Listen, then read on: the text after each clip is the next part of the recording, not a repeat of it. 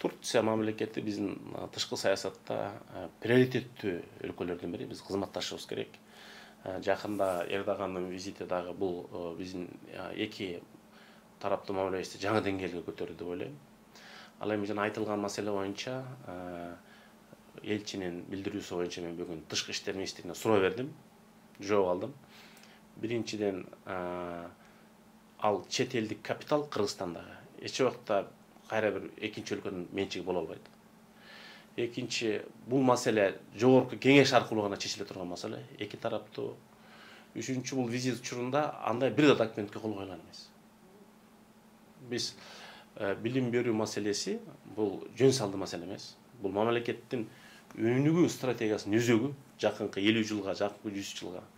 Аны биз өтө кылдат карашыбыз керек. Эңиде улуттук кызыкчылык, кыргыз тили, мамлекеттик кызыкчылык, кайсы сабактар бизге маанилүү. Дүйнөлүк, глобалдуу, дүйнө каяка өнүгүп баратат. Биз балдарга эмне билим беришибиз керек. Бизге чет өлкөлүктөр келип мектеп салып берем десе, колдойбуз.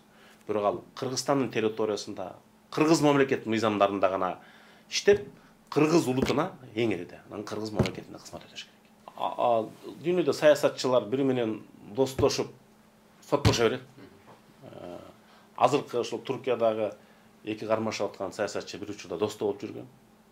Бирок анын залакасы биздин мамлекетибизге тийиштүү дешиш керек.